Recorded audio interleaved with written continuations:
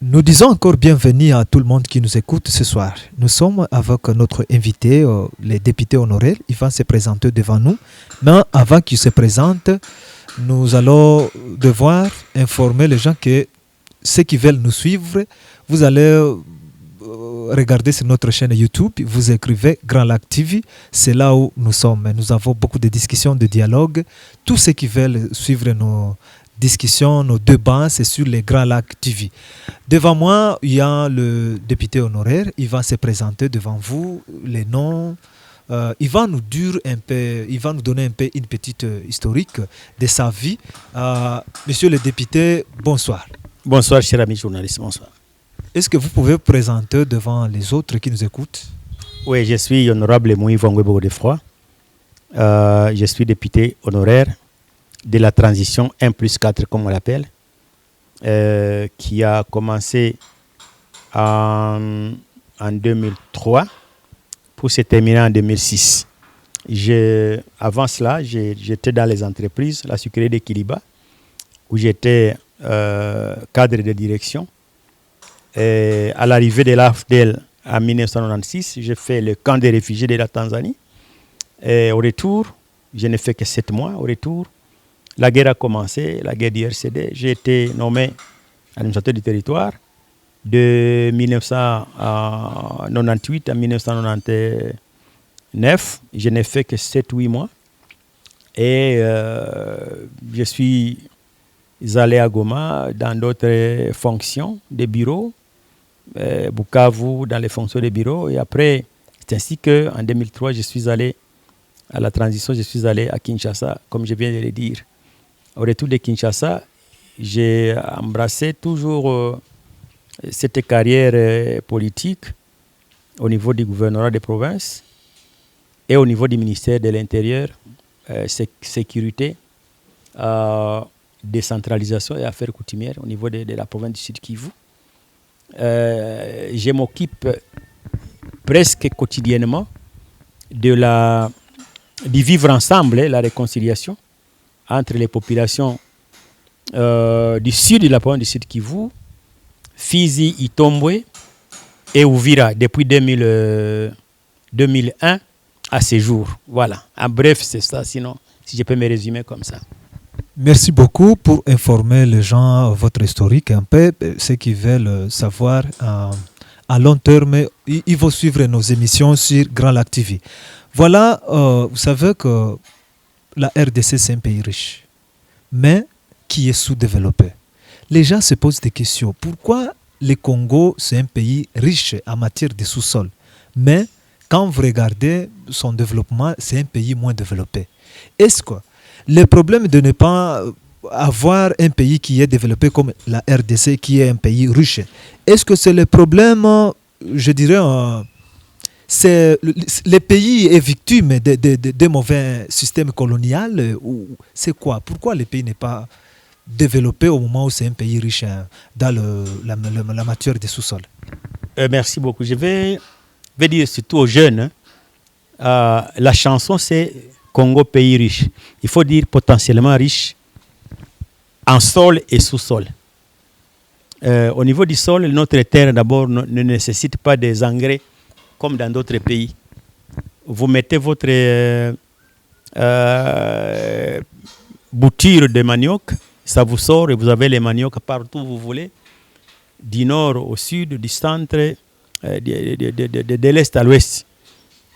Le maïs, c'est la même chose. L'arachide, c'est la même chose.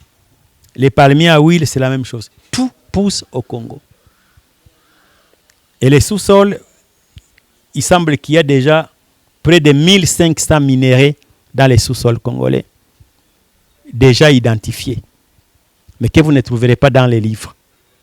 Il y en a, c'est plein. Les minéraux stratégiques, les minéraux futuristes et tout, il y en a au Congo.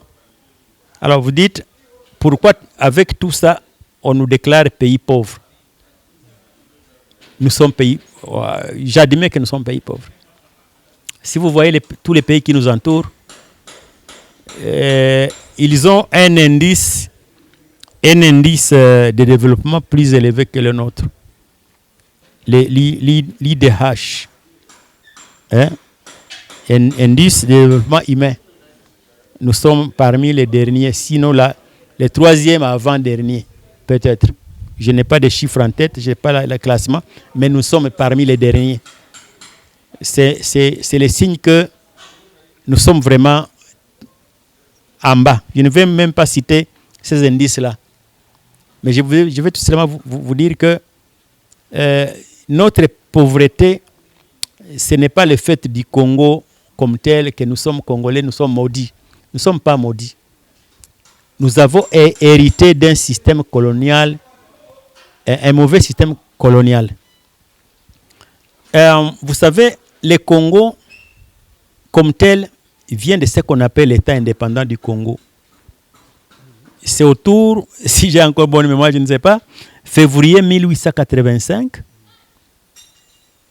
la conférence de Berlin qui avait commencé quelques mois avant, en 1884, a été conclue par l'acceptation de l'Association internationale du Congo.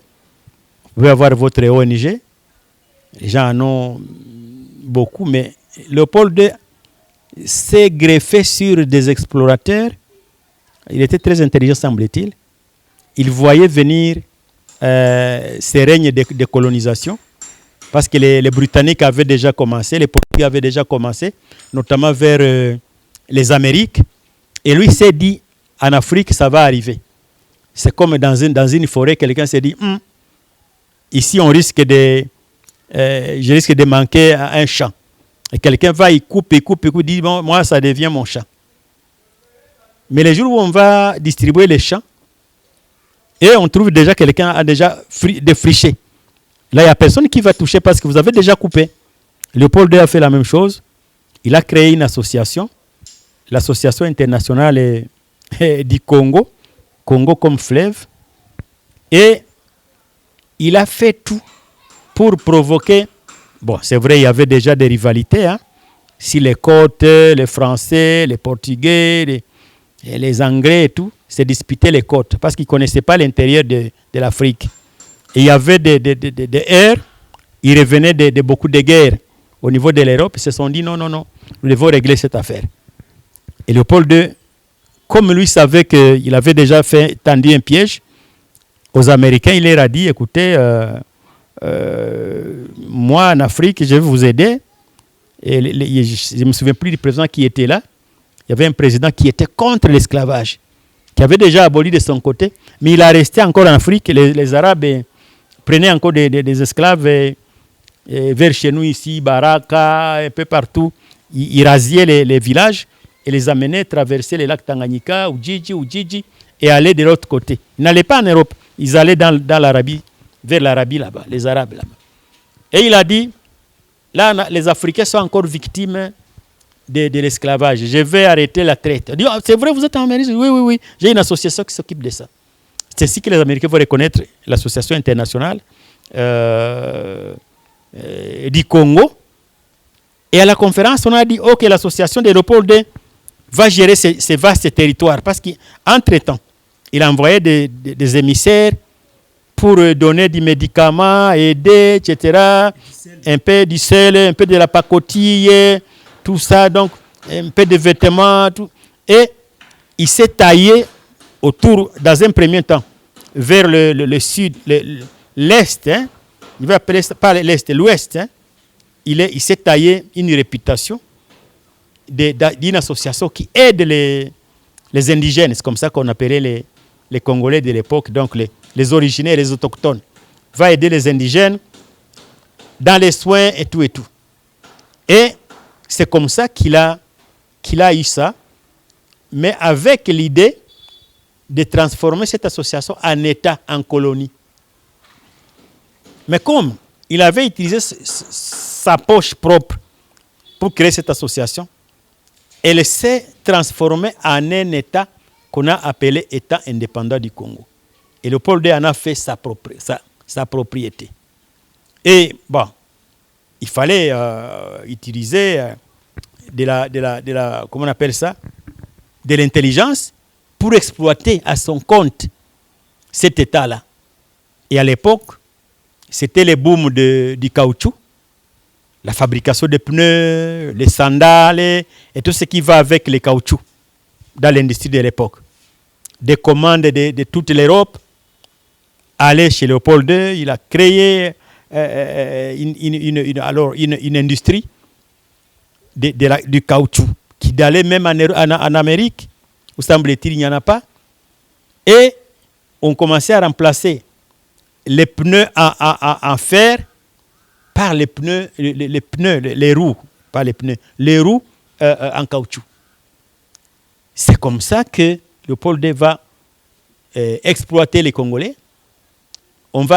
Ces agents sur le terrain vont fixer la barre très haut, la tâche à accomplir, des caoutchoucs à extraire dans l'EVEA, l'arbre à EVEA, parce que la sève de caoutchouc est tirée de l'EVEA, c'est à l'équateur là-bas.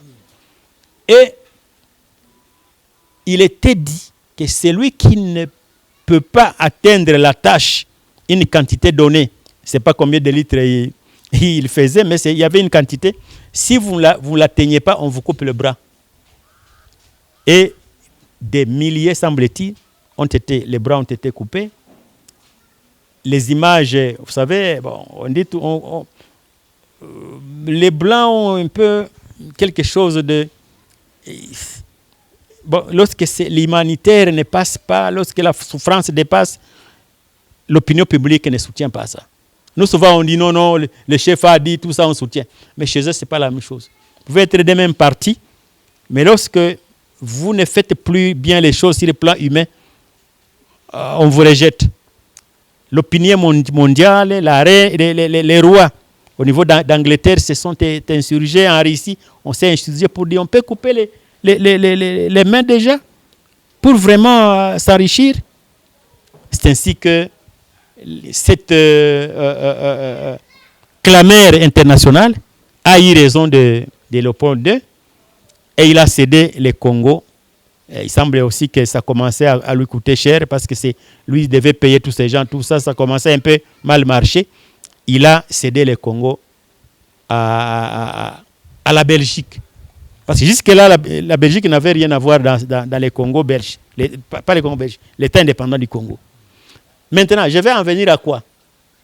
Lorsque le Congo arrive entre les mains de la Belgique, donc le gouvernement, l'État belge,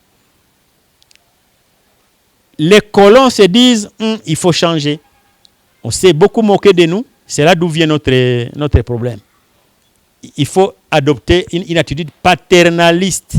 Amadouer les Congolais, on vous amène, vous travaillez, on peut vous donner à manger, essayer d'amener les foyers sociaux, un peu d'alphabétisation, je ne sais pas moi, des choses pour essayer de vous endormir. De sorte que vous ne savez même pas vous voler de vos propres ailes. Vous voyez là d'où ça vient, notre malheur? Alors là, on vous prend en charge. Je travaille chez les Blancs, tout ça. Vous avez tout, la famille est prise en charge, tout ça. Vous oubliez que vous pouvez faire des initiatives propres. C'est votre patron blanc qui vous dit ce qu'il faut faire. Même chez vous, vous n'entendez que le travail de votre blanc. La Gécamine, c'était comme ça. Les gens du Katanga, les amis du Katanga, là. C'était des gens qui avaient tout, on leur donnait tout. Un Katangais ne sait même pas que le maïs peut être cultivé chez lui. C'est maintenant que les Katumbi et les autres, on dit aux Katangais, mais vous allez mourir de faim. Vous allez commencer à chercher chez les Zambiens, là.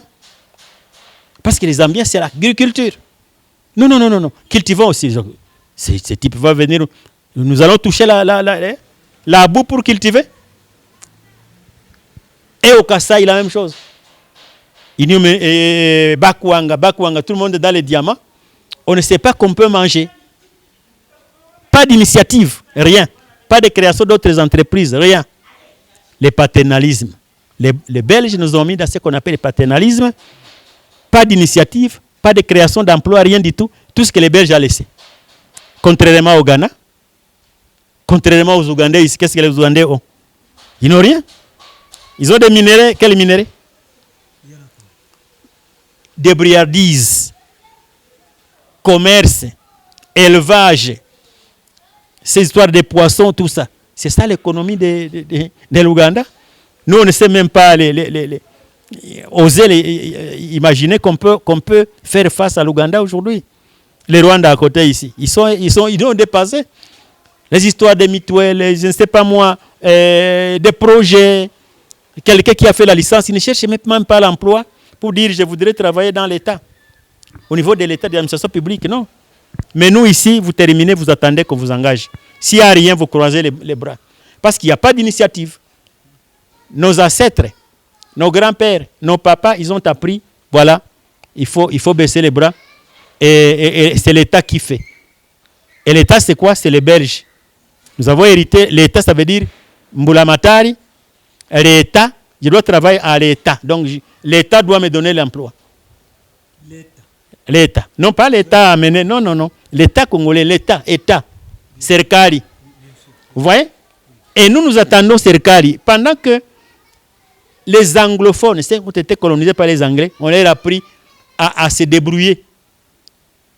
On laissait libre quelqu'un en lui disant, voilà, on l'orientait. Ne faites pas attention. Demain, on peut partir. Il ne cachait pas aux gens. Vous allez être indépendant, nous, on peut partir. Mais les Belges, je vous disais, nous resterons là. Plat Bilsen. Il fallait que 1960, on y ajoute 30. On devait être indépendant en 1990. Vous voyez leur façon? Les Belges nous ont rendu un mauvais service. Si un Belge m'écoute ici, j'en ai beaucoup comme ami. Mais leurs ancêtres nous ont compliqué la tâche. Et même jusqu'à aujourd'hui, dans les Katanga, les gens, pour prendre la houe, ou alors ne fût-ce que chercher un tracteur pour faire au moins autant d'hectares de terre, c'est une terre très, très productive, très fertile, toutes les plantes. Mais les Katangais ne cultivent pas. Les Kassaïens non plus. Pourquoi? Les entreprises de Blancs les ont rendus. Donc, ils ont été victimes du régime paternaliste des Belges et nous ont rendu. Aujourd'hui, qu'est-ce qu'il faut faire? Il faut changer. C'est ce que les amis, moi je cause beaucoup avec les amis de l'AFC, ils me disent ils vont changer, ils vont refonder l'État. Cette paresse du Congolais doit disparaître. Les Congolais doivent cultiver. J'ai suivi Bertrand Bissimois, dans une conférence, il a dit, écoutez, chers amis congolais, désormais les députés, pour être député, je ne veux plus que quelqu'un aille chercher l'argent là-bas. Il faut que les députés qui postulent soient à mesure de se supporter lui-même là où il sera à Kinshasa. Ce n'est pas l'État qui va les supporter, oh non, logement, tout ça, tout.